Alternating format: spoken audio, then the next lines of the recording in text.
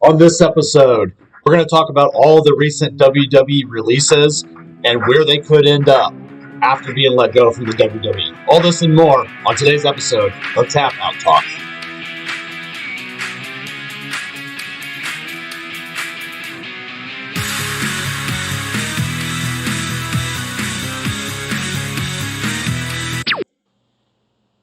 Hey guys, you can come out. Guys. Yeah, come on. Safe. Yeah, they're done firing people. We can talk about it now. Yeah, come on, just quit hiding on your desk, quit hiding in the parking lot. Just come in. Vince McMahon's at home. He just got all this money from the Peacock deal, so he's counting it. We're good. He's got a bunch of money in front of him. The WWE is in corporate mode as of post-WrestleMania. This happens every year. The WWE goes into a spring cleaning, if you will, usually on the 15th of April for some reason. And this year is no different. They get past their biggest show of the year, and then they realize they have to cut out some talent and cut out some cost, despite doing pretty well as a company. But they're in the mode of they have to think of their shareholders and constantly increasing profits, like most corporations do in America. So let's go ahead and kind of get into this. I was almost to the point. I have not done a show in a few weeks just because I was a little scared to come out, with all the firings happening. So I do think it's safe now to talk about it. And a lot of the guys that were let go recently and girls that we're going to talk about today will be able to talk about it in about 90 days once their compete clauses are up. So, just a reminder, last year WWE did the same thing, but it was very massive. They released over 50 superstars and employees in 2020. And we have seen some of these people move on and some of these people move away from the business of wrestling. So if you notice, Gallows and Anderson moved right on into TNA, Impact Wrestling. And then you had guys like Rusev who went on to AEW. So you do have a mix. And you have other ones that just didn't find a place anywhere, like Chris Hero. And even Kurt Angle kind of stayed retired. So at that point, we're going to go over the 2021 releases, and it's kind of where we think they're going to end up and our overall thoughts if this was a good decision or a bad decision. So as we go through this, keep in mind, WWE, even though they are firing people, they are future endeavoring them. At this point, it wasn't even an individual post online. It was really just all in one post. We wish them the best in the future endeavors, and that we got them out of the company. So let's see if these moves make sense. You're fired. What? Our first release is Bo Dallas. Bo actually came in through the NXT brand, worked his way up, developed his skills. When I first seen Bo Dallas, I liked his character. I liked his overly positive reinforcement that he did through his matches, and I thought he worked a pretty good wrestling match. One thing I seen with Bo is I did always just see him as a mid to lower mid-carder, and I felt that he would have been, done really well in the cruiserweight division, but they just never really kind of put him there. And so it's interesting because he comes from a talented family. His father, Mike Rotunda, also known as Erwin R. Shyster or IRS, in the WWE, and then his brother Bray Wyatt. I'm really surprised they never paired Bo up with him. And Bray has definitely done very well in the WWE and reinvented himself. I always felt Bo would have been a natural fit for a character change to go into the Wyatt family, but I get the impression that maybe Bo just wanted to stand on his own and be his own guy in the WWE and not have to be, under his big brother. So, everything was Bo leaving, that he was going to do everything on his own. But in the end, it just didn't work out. I could see Bo not really getting back in the wrestling industry anymore. He spent the last year actually getting his real estate license, and he's been working in real estate while kind of hoping the WWE would, figure something out for him because that was his dream. But in the end of the day, instead of Bo leaving and Bo Dallas, the WWE just says, Bo, leave and get out. You're fired. What? Our next release is a surprising one to many people. Samoa Joe, or as Samoa Cookie Joe is what I like to say sometimes. So Samoa Joe is actually very talented, and I was shocked that they let him go because they actually made him work as an announcer at WrestleMania, had him standing out in the pregame event, doing commentating with a poncho, and he really just, kind of worked very hard for the company and always did what was asked. Joe first caught my eye in TNA. I felt like he did a really good job there, and that's where I got the most, of his matches, going against the Fallen Angel Christopher Daniels and going against AJ Styles. Those guys were magic together. And even when Kurt Angle came into TNA Impact, him and Samoa Joe had a great series of matches that I just thoroughly enjoyed.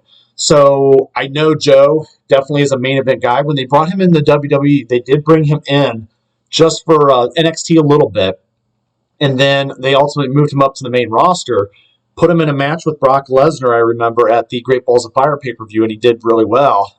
The Undertaker actually came back and caused interference in that match. Joe also had a good storyline with AJ Styles, like he always does. At the end of the day, he did get a little bit of a concussion, and he was forced to kind of sit down for a little bit and rest, and they put him on the broadcast booth. I somehow knew that would be the end of his wrestling career in WWE. They tend to get a little scared when people have head injuries and, don't like to put them back. And then Joe did a good job on commentary.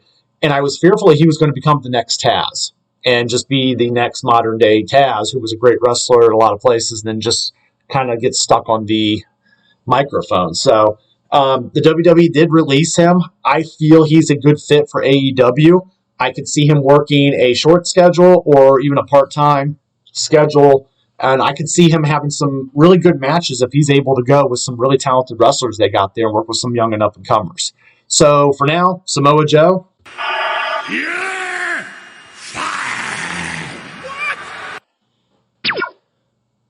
Our next release is Wesley Blake. I have a picture up on the screen of this podcast right now. And if you can tell me which of these three guys is Wesley Blake, you are a hardcore wrestling fan. Wesley Blake has not been around a long time. He, was in NXT for a little bit, barely got to the main roster, and then basically he ended up posting some very political views that weren't favored well by the company, and they released him, pretty quick. So he was just, I think they just want to get rid of him before they had any trouble with him getting started. I don't think he'll end up anywhere other than an indie scene. He doesn't have enough of name or star power behind him to really have a company that wants to just say, oh, I want to go after this guy, unless he's just truly connected with somebody. But for now, Wesley Blake. You're fired. Up next, Tucker from Heavy Machinery. You may remember the tag team Heavy Machinery with Tucker and Otis. These guys had potential. They had a good tag team chemistry. They were, the blue collar trucker type tag team.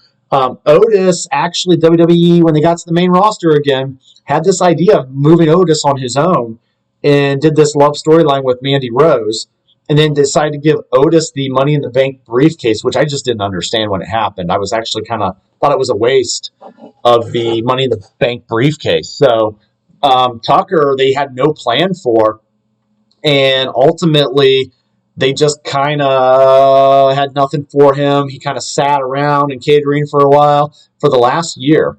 And I know he posted something on his social media recently with him and Otis and said, I can't wait to tell this story in 90 days, just of how he was treated. So we'll have to stay tuned to see what the real deal was. But ultimately, Tucker is all tuckered out and gone from the WWE. So, Tucker? You're fired. Chelsea Green.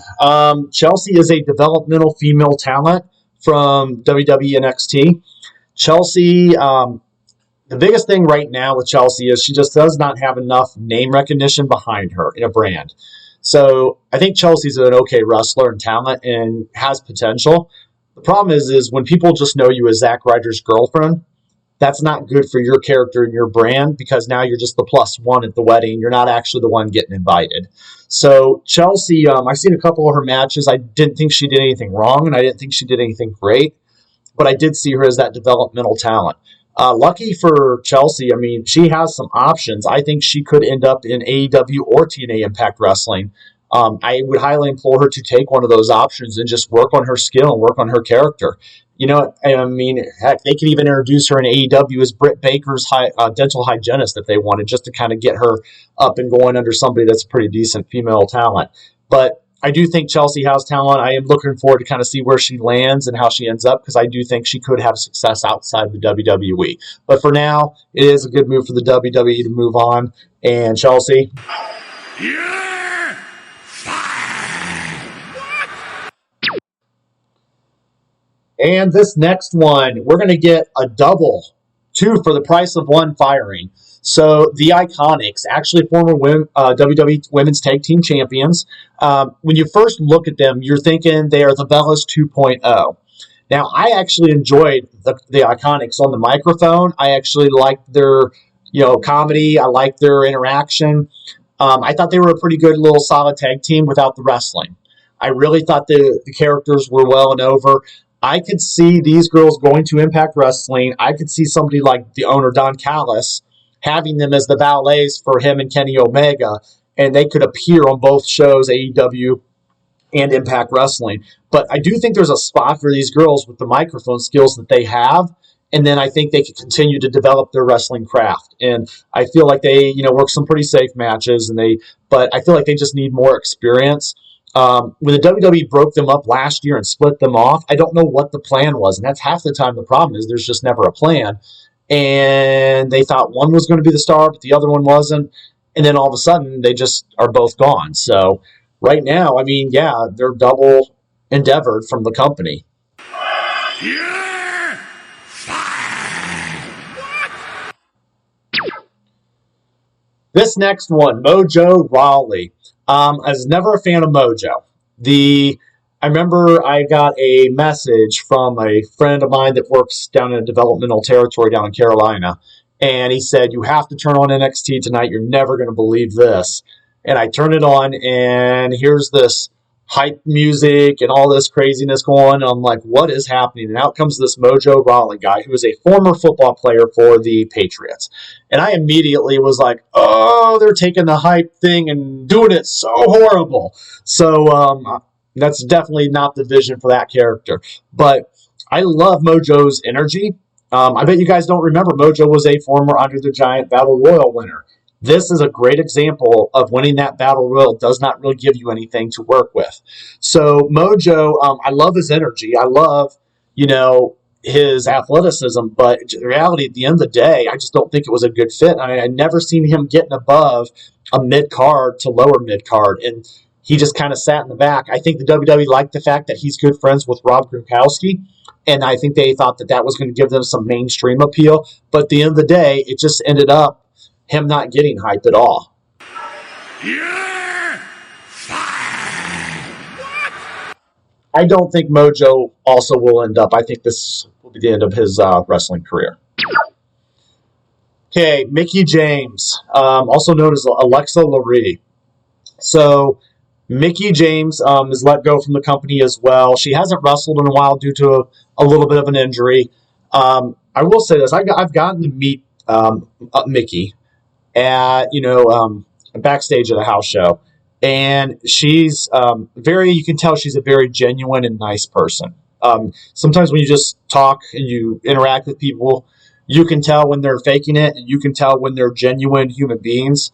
And I feel that Mickie is, Alexa Lurie, she definitely is that genuine human being. You can tell she has a heart. She cares about the business, cares about other human beings and other people. So I really want her to be able to still have a steady career in this industry.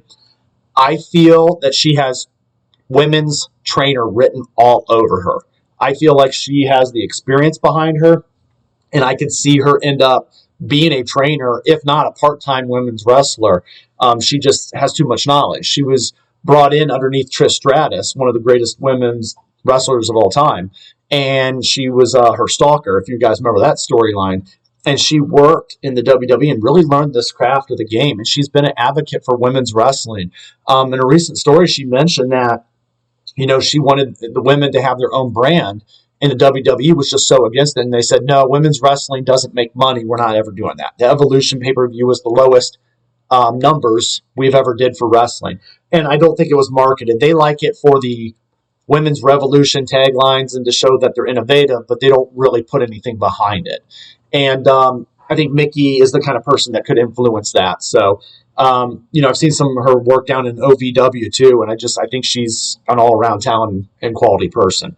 So I do see her. I think AEW would be smart to bring her up to not only just work part-time, but also to have her as a trainer and help rebuild the women's division in AEW and teach them the little things. And I think she could make Vince McMahon regret letting her go. And also the way they let her go. We'll get into this in the next story here, but she was let go very incorrectly. They didn't just fire her. Usually WWE will send you back your stuff in a box and mail it back to you.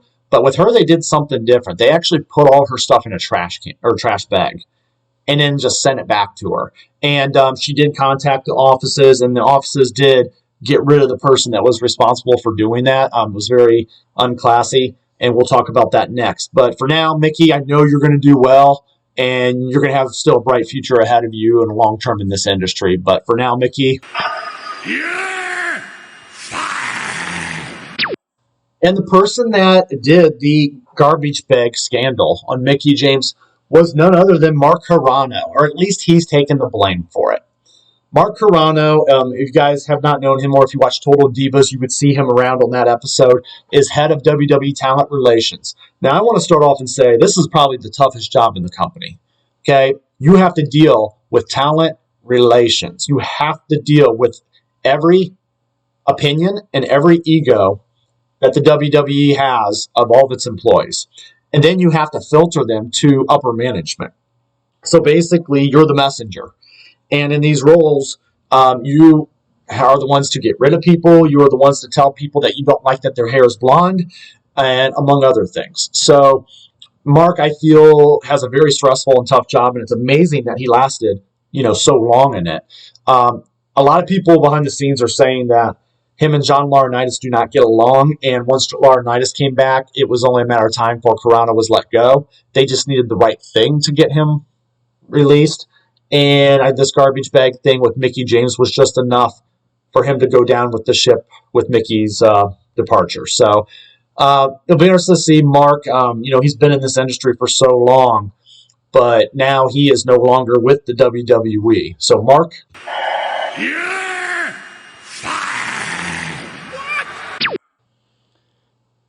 And another release that we have that I was actually surprised of a little bit is Kalisto. So Kalisto started out as the Lucha Dragons, and that was a great tag team in NXT, and then they moved themselves to the main roster. And with the whole Lucha, they just really had a good vibe. And Kalisto was the young and up-and-comer of the Luchadors. Had amazing matches with anybody you can think of, any Luchador you can think of, and any cruiserweight. He then in my mind, was that king of those cruiserweights. Not quite a Rey Mysterio, but, getting up there pretty close. So it's interesting then they reinvented him, and then they put him into the cruiserweight division and have the Lucha House Party, and that went pretty well. So he's always done what the company's asked of him, and he's always done it very well. So I'm surprised they let him go. He's going to end up in AEW or probably partnered with AAA and Lucha Mexico. So I feel there will be a spot for him. I think AEW would be that spot because I could see him and Penta and him and Rey Fenix just all kind of mixing up, and they know how to use their cruiserweights down there. And here's a tip for you, Kalisto, if you're listening. Go ahead and keep the Kalisto name and just change the I to a Y, okay? So you can still be Kalisto, and that way you don't have to worry about the WWE coming after you using Kalisto with an I. And then I would just call myself Kalisto the Lucha Dragon. So it's not Dragons. And I think you're very marketable. And I think while you're on your way out, you may have to take off the mask, turn your back, walk away from WWE. But I really think that you can modify your mask, and you're going to do great things in AEW. I can totally see this happening, and you're going to be a breath of fresh air down there for Penta and Rey Fenix and all those guys to work with. So, Kalisto, this is probably for the best for everybody, especially for you because you're going to let your star burn brightly. But